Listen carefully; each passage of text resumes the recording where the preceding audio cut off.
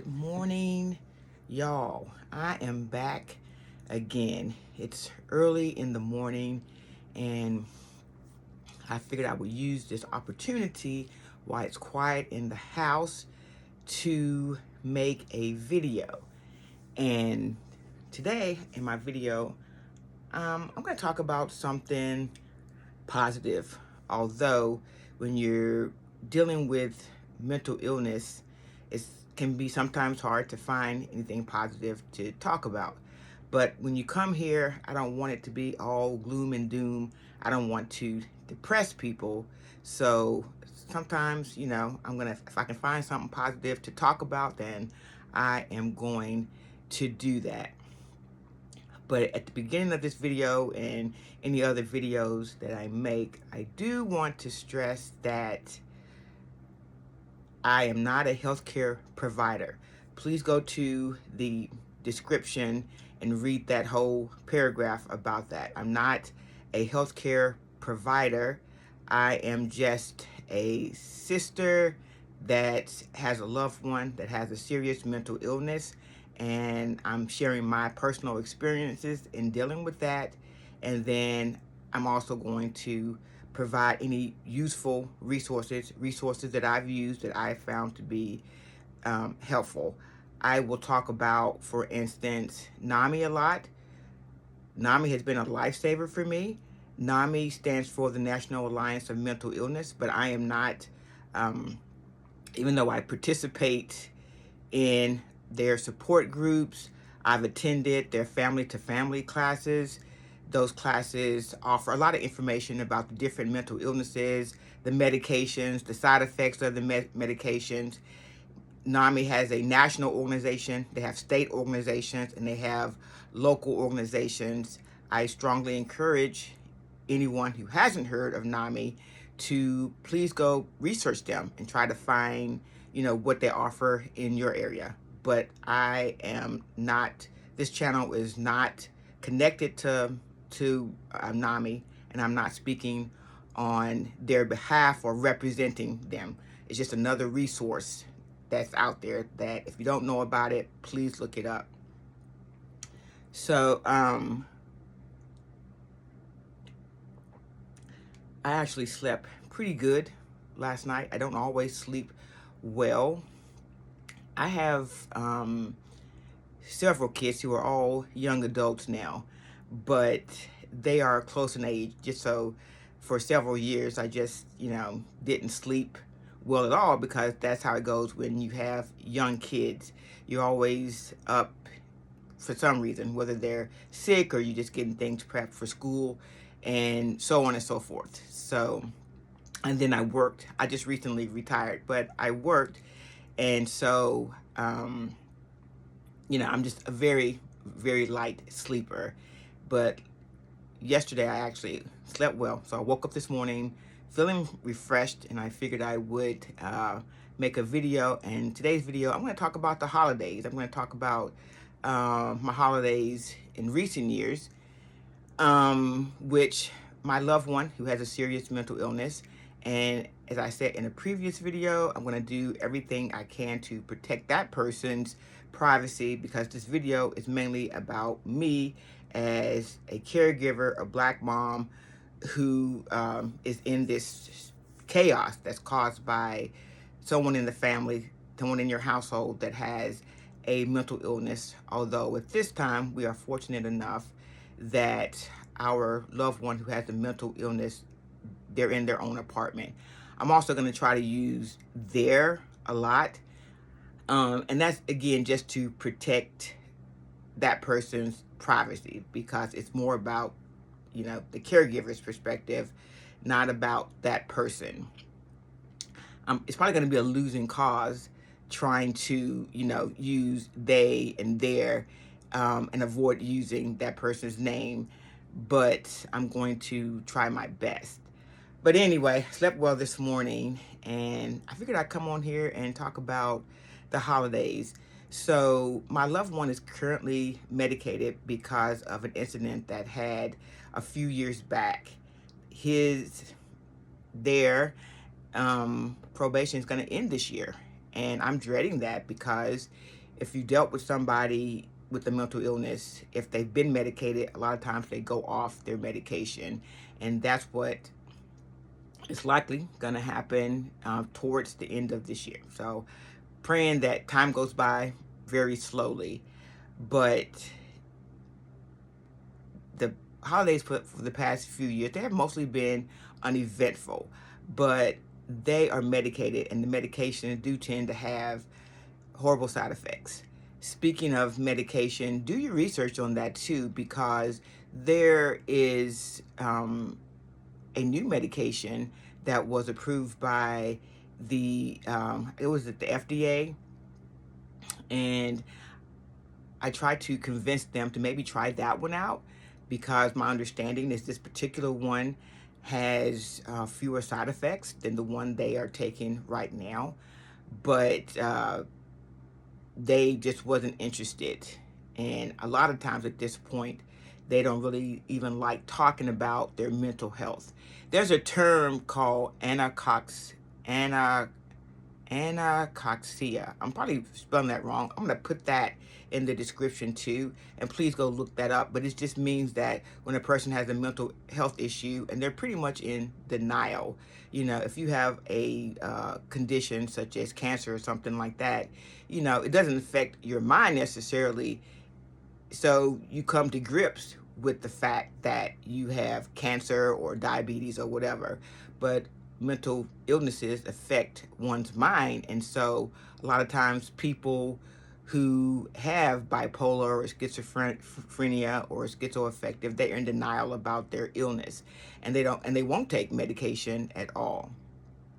So my loved one is taking a medication, an injectable. He gets that injectable every month, and he has been for the past few years. Once he's off probation, he will probably go off that medication. And so that's what I was thinking this year. This Christmas was really pleasant. Last Christmas, one of the side effects of this particular medication is that it can really jack up your sleep. It makes you exhausted. My loved one refers to it as being tranquilized. So they may sleep during the day, and then they're wide awake overnight.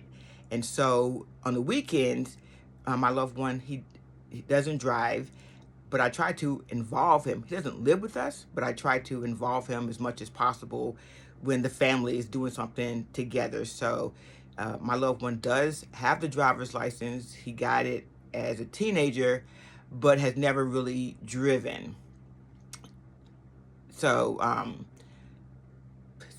going to try to stay focused because I can talk and just be all over the place, and I don't want to do that. So let me stay focused. Back to Christmas. Last Christmas was actually peaceful. It was nice. My sister came and stayed with us. Normally, we will pick up our loved one who has a serious mental illness, and he will spend the night with us in the days leading up to Christmas, and then maybe a few days after Christmas, and then we'll drop them back off at their apartment. A lot of times when people have a serious mental illness at a certain point, it's like if they had friends like in high school or maybe college or whatever, a lot of times they end up at a certain point not having any friends at all. And that's like a sad thing to watch your loved one, being lonesome, medicated, tranquilized, however you want to call it, and not having any friends their age to go hang out with.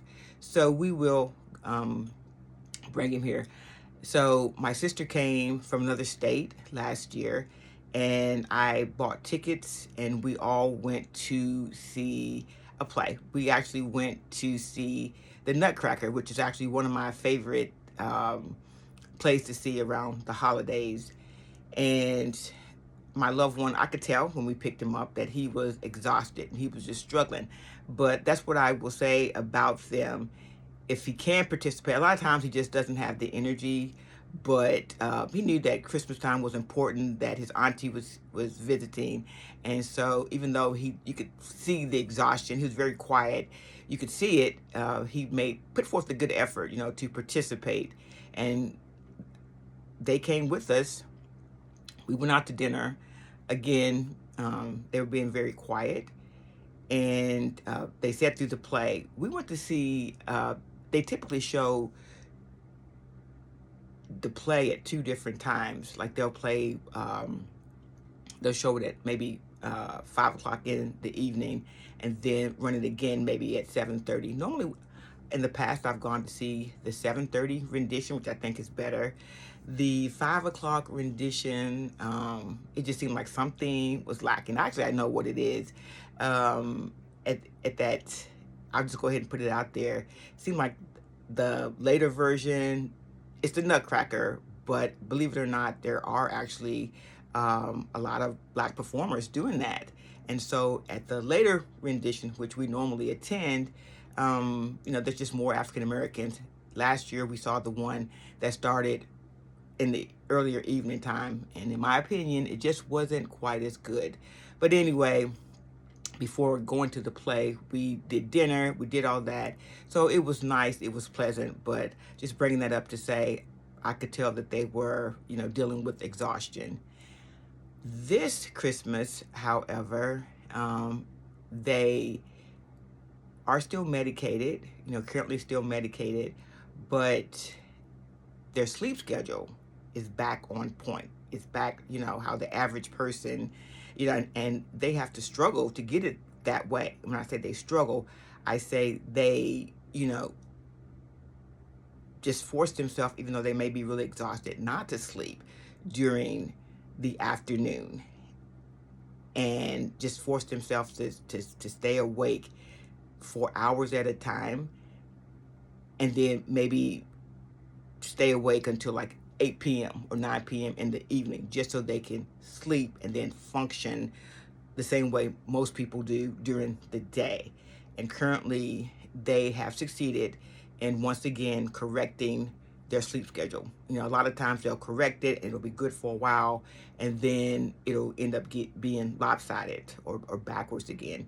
But this Christmas, their sleep schedule was back on point. So when they came over several days before Christmas and then a few days after Christmas, they stayed with us, and I could tell that they weren't exhausted and they were able to participate.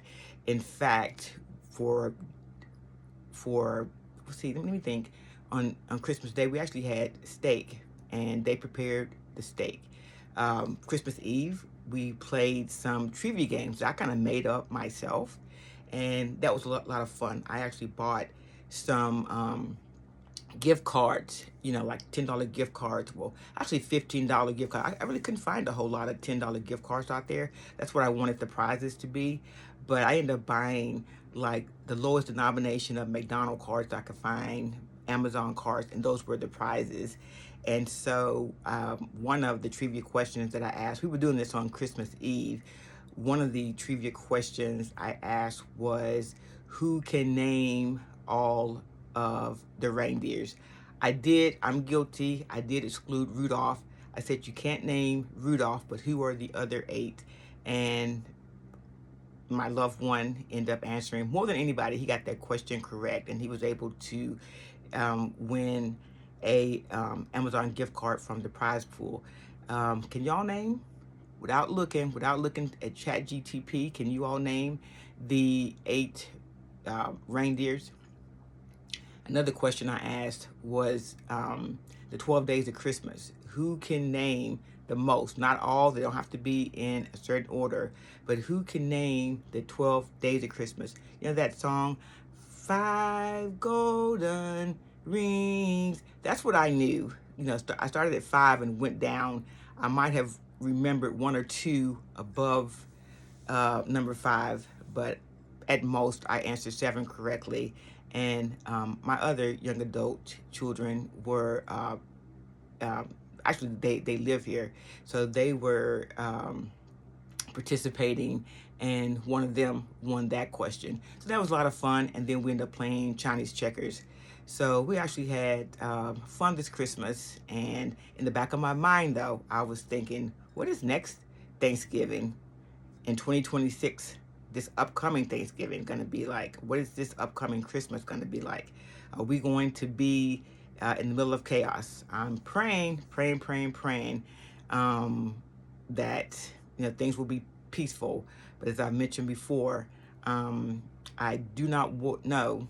I don't know what 2026 is going to bring us, and I just have this. I want to be optimistic, but I just have this feeling that I need to savor this past Christmas because I don't know what this upcoming one is going to look like. I'm done. You guys have a nice rest of your day.